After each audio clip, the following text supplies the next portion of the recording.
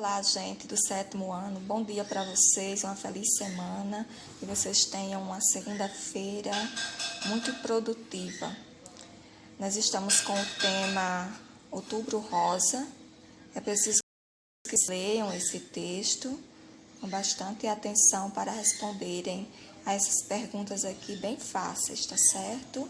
Se tiverem dúvida, vocês me procurem no privado, como sempre. Estarei à disposição para atender qualquer uma, com o maior prazer. Vamos aqui parar nesse 3. Dados do Instituto Nacional do Câncer, José Alencar Gomes da Silva, INCA, apontam apenas 2,5 milhões de mamografias foram realizadas em 2014. Então, vejam, 2,5 milhões é o mesmo que. Vejam que após o número, após a representação numérica, nós temos aqui a palavra milhões, que se refere ao número que vem antes da vírgula. Então, a representação que vem antes da vírgula é 2. 2 o quê? 2 milhões. 2 milhões e meio. Meio milhão, 500 mil, não é? Então, 2 milhões e meio. Vocês vão encontrar a alternativa aqui correta e vão marcar. Após identificar a resposta correta, escreva o número por extenso. Escrever por extenso é escrever com palavras. Número 4. Que outras datas significativas temos no mês de outubro? Então, vocês vão identificar as datas comemorativas todas que nós temos neste mês de outubro e vão citar aqui. Depois, vocês vão representar através de uma linha do tempo, tá certo? Dentro do mês de outubro, vocês vão traçar a linha aqui e vão representar a data. Aqui o número 5, leia com atenção. Estatísticas demonstram que a taxa relativa de sobrevida de mulheres com câncer de mama em estadiamentos clínicos 1 e 2, aí vocês continuem lendo, tá certo? Continuem lendo e observem o gráfico aqui abaixo para responder. Indique abaixo a taxa relativa de sobrevivência das mulheres com câncer de mama diagnosticadas em estágios iniciais tardios. Então, vocês vão observar aqui o gráfico. Nós temos aqui os estágios. Aqui nós temos a representação no gráfico. Todos os estágios. Estágio não conhecido. O 1 e o 2 representam os estágios iniciais e o 3 e o 4 os tardios, tá certo? Aí volta aqui para o enunciado, lê o enunciado para poder responder. Passando para cá, vamos para a atividade 2. Quem são os números racionais? Aqui nós estamos já dizendo, são aqueles que podemos escrever na forma de fração entre números inteiros, com o denominador diferente de zero. São exemplos. A dízima periódica, que pode ser escrita como o resultado da divisão entre 1 e 3. Então, 1/3, né? Assim que se lê. Vejamos, o conjunto dos números racionais é constituído por números inteiro, positivo e negativo, decimais, dízima periódica composta, simples e frações. Utilizamos esses números para representar quantidades e medidas. Os conjuntos dos números naturais e inteiros fazem parte do conjunto dos números racionais. Na reta numérica, podemos representar esse conjunto da seguinte forma. Vejam. Nós temos aqui a reta numérica representando os números racionais. Então, aqui, entre 0 e 1, nós temos um meio negativo. Entre 0 e 1 positivo, nós temos um meio. Então, entre cada unidade aqui na reta numérica, na reta dos números inteiros, nós temos aqui vários númerozinhos, vários números racionais, ou seja, várias frações, tá certo? Por isso que elas estão representadas aqui também. Lá no outro vídeo eu vou estar mostrando detalhadamente essa explicação. Número 2, represente abaixo o conjunto dos números inteiros e o conjunto dos números naturais. Então, aqui vocês vão representar o conjunto dos números inteiros e o conjunto dos números naturais. Número 3, como é constituído o conjunto dos números racionais?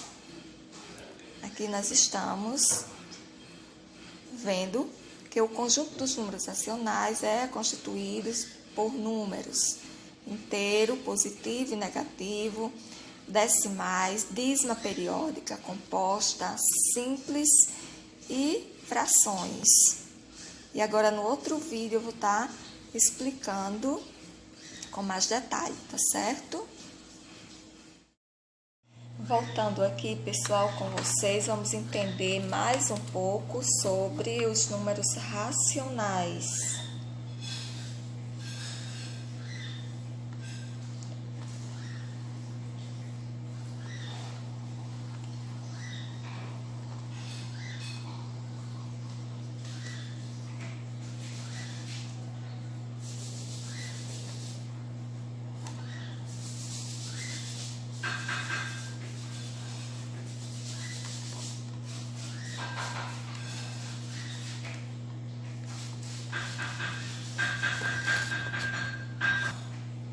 Então, vejam aqui, números racionais na forma de frações.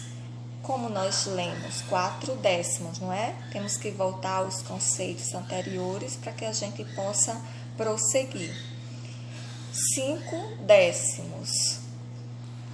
Números racionais na forma decimal. Então, aqui já está na forma decimal. Como se lê? Aqui nós lemos 125 milésimos. Voltando lá, relembrando a vocês, quando nós temos apenas uma ordem após a vírgula, vamos supor que aqui nós não teríamos a segunda e nem a terceira ordem, somente a primeira. Então, como nós iríamos ler? Nós iríamos ler um décimo. Mas se nós não tivéssemos a terceira ordem e tivéssemos a primeira e a segunda, iríamos ler 12 centésimos. Como nós temos primeira, segunda e terceira, nós vamos ler 125 milésimos. Então, só para vocês relembrarem aí, décimo, centésimo, milésimo. Na representação de fração, nós temos 125 milésimos, que é igual a 1/8. Porque aqui nós simplificamos, né? Vamos dividir por um divisor que seja comum aos dois termos, ao numerador e ao denominador, tá certo? Um divisor possível. Então, vamos dividir por esse número aqui mesmo, 125 por 125 vai dar 1. 1000 por 125 vai dar 8. Então, nós simplificamos 1/8, que é igual a 125 milésimos. Já aqui, nós temos 8 décimos. Por que 8 décimos? Porque após a vírgula, nós temos apenas uma ordem. Então, se lê 8 décimos. Sua representação em forma de fração é esta, 8 décimos.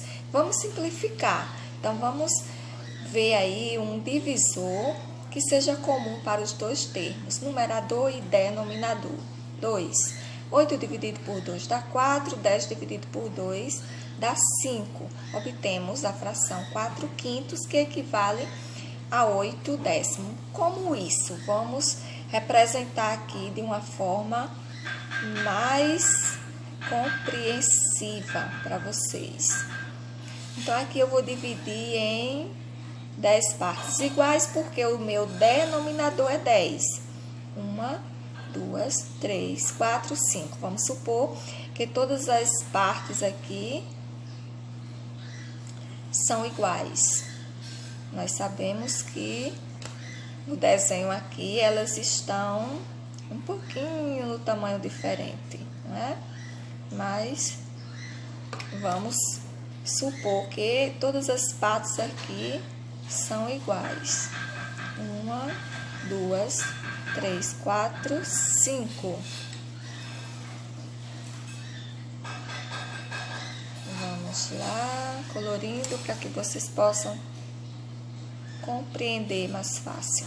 Então, aqui vamos conferir. Vamos ver se nós temos 10 partes iguais. 1, 2, 3, 4, 5, 6, 7, 8, 9, 10. Então, 10 partes iguais. Se eu retiro daqui 8 das partes, vamos dizer que eu retirei 1, 2, 3, 4, 5, 6, 7, 8. Eu retirei daqui 8 décimos. Por que 8 décimos? Porque o inteiro, a barra de chocolate, está dividida em 10 partes iguais. E cada uma das partes eu chamo de 1 décimo. Certo? Se cada uma das partes é 1 décimo, aqui nós temos 10 décimos, mas se eu retirei 1, 2, 3, 4, 5, 6, 7, 8 partes, eu retirei justamente 8 décimos, que equivale a 4 quintos. Por quê? Se a mesma barra de chocolate, deixa eu ver aqui como eu posso representá-la.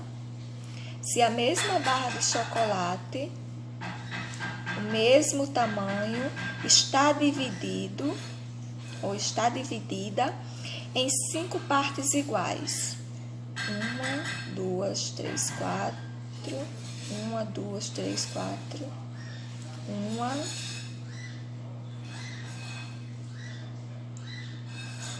3, 4, 5. 1, 2, 3, 4, 5. 1, 2, 3, 4, 5. Desconsidera essa aqui. Então, vamos supor que nós temos a mesma barra de chocolate, que está dividida em 1, 2, 3, 4, 5 partes iguais. E eu retiro 4 das partes. 1, 2, 3, 4. Eu retirei 4 quintos. Por que quintos? Porque ela está dividida em 5 partes iguais. Vamos colocá-la aqui em cima, para que vocês possam compreender melhor. Então, aqui eu tenho 1 quinto, 2 quintos, 3 quintos, 4 quintos, 5 quintos. Certo? Cada uma dessas partes aqui eu chamo de 1 quinto.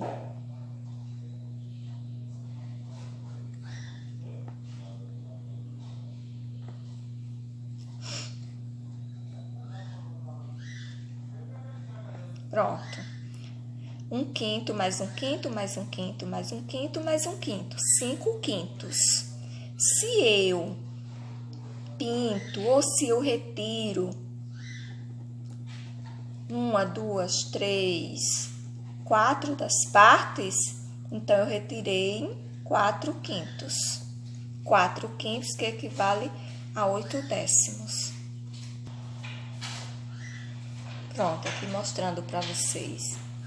Aqui nós temos uma barra de chocolate, a mesma barra do mesmo tamanho, sendo que uma está dividida em 10 partes iguais e a outra está dividida em 5 partes iguais. Vocês vão só comparar e vão ver que 8/10 corresponde a 4/5. Só isso.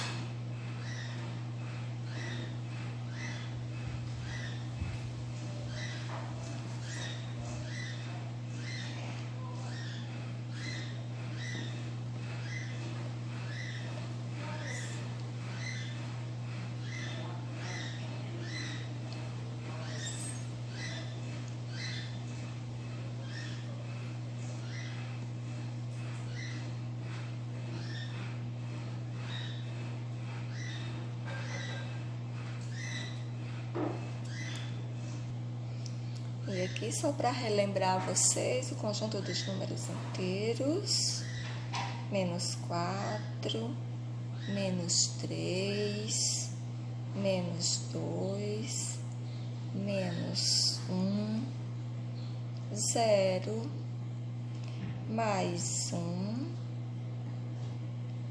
+2,